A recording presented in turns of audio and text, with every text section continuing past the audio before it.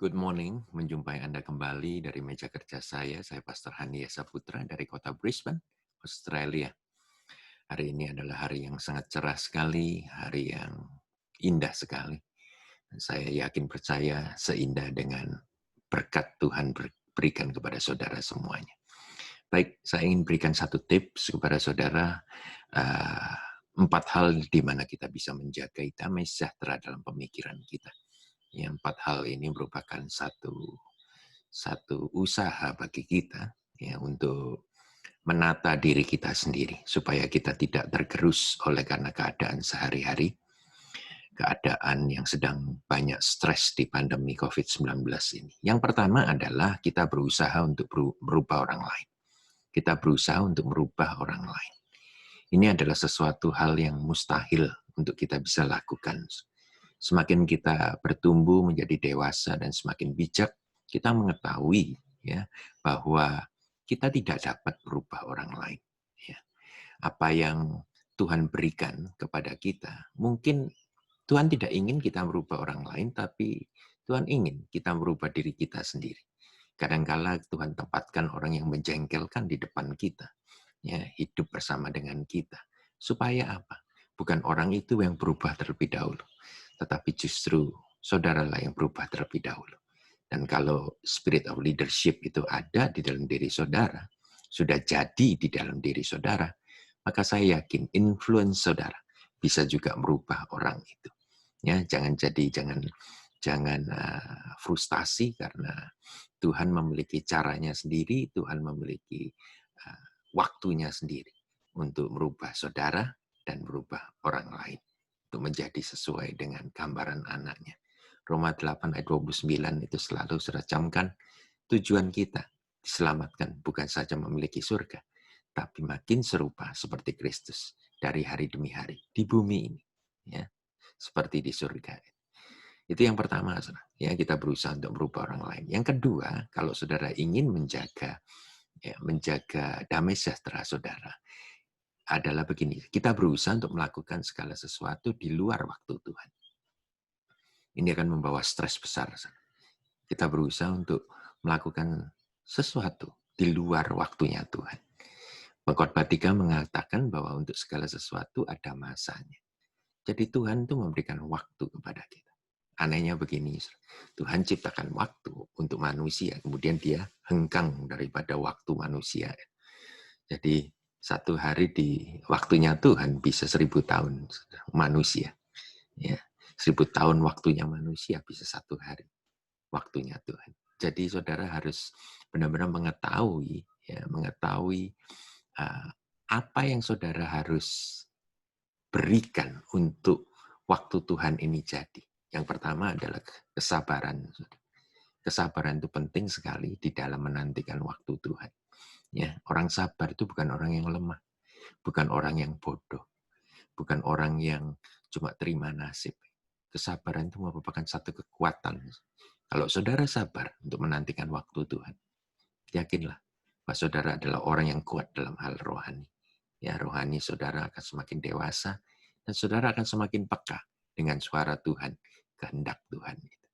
Jadi, kalau saudara mau menjaga damai sejahtera, jangan bergerak di luar waktunya Tuhan. Yang ketiga adalah kita ini cepat marah, sebab kita lihat bahwa tidak ada progression, tidak ada kemajuan ya yang kita harapkan secara signifikan terjadi, baik di sekeliling kita maupun di dalam diri kita sendiri. Kita bisa juga tidak ambil sikap tidak peduli terhadap apa yang terjadi di luar kita, bahkan di dalam kita sendiri. Tetapi kita tidak bisa memelihara sikap tidak peduli itu untuk mendapatkan satu pembentukan raksasa rohani. Ya, sebab kita harus tahu persis bahwa Tuhan mengerjakan sebagaimana Dia mengerjakan kita seperti tanah liat di tanah penjunan. Jadi, kalau boleh saya katakan, kita tidak perlu marah-marah. Kalau melihat orang lain tidak bertumbuh, orang lain tidak bertumbuh sesuai dengan keinginan kita, orang lain masih berontak-berontak, terutama anak-anak kita berontak-berontak terhadap kita, orang tua, ya kita merasa dirugikan atau kita merasa dilecehkan dan lain sebagainya. Saudara, jangan marah, ya. Nikmati kehidupan. Ya. Kalau saudara harus mengelus dada untuk sabar, itu adalah prosesnya Tuhan. Jadilah satu bejana yang digunakan untuk kemuliaan yang lebih besar lagi. Saya yakin percaya bahwa Tuhan itu memiliki rencana yang indah di dalam kehidupan setiap daripada kita yang percaya. Ya. Yang pertama adalah kita berusaha berubah orang lain. Yang kedua, kita berusaha untuk bergerak di luar waktunya Tuhan. Yang ketiga, kita cepat marah sebab tidak ada progression, ya, tidak ada kemajuan di sekeliling kita. Yang keempat adalah kita ini memaksa diri terlalu keras. Ya. Kita melakukan sesuatu yang kita kira bahwa Tuhan menghendakinya, ya, secepat apapun juga, tanpa bertanya terlebih dahulu. Kapan Tuhan? Oleh apa Tuhan? Ya. Nah, kita harus bergerak sesuai dengan apa yang Dia kehendaki. Kalau kita di luar apa yang Dia kehendaki, misalnya begini, kita melakukan pekerjaan baik. Dia suruh kita beli, ya, ini contoh saja. Dia suruh kita pergi, ya, ke kantor pos untuk beli perangko misalnya. Kalau masih ada juga, ya, yang mengirim surat. Ya. Misal kita disuruh pergi ke kantor pos, tapi kita ini pergi ke satu tempat yang lainnya, bukan kantor pos. Misalnya kita pergi ke ekspedisi mana, memberikan surat yang sama untuk dikirim. Tuhan tidak menghendaki kita bergerak di luar kehendak Dia. Saya yakin percaya ada satu firman Tuhan yang sangat luar biasa sekali terdapat di Yesaya 26 ayat 3. Yang berkata demikian, engkau akan menjagai dia dengan damai sejahtera, barang siapa yang pikirannya melekat kepada Tuhan. Sebab ia percaya kepada engkau. Ternyata pikiran yang membuat saudara tidak damai sejahtera di sini, ini pikiran saudara. Kita berusaha untuk merubah orang lain sesuai dengan kehendak kita. Kemudian kita bergerak, ya, kita berusaha melakukan sesuatu di luar waktunya Tuhan.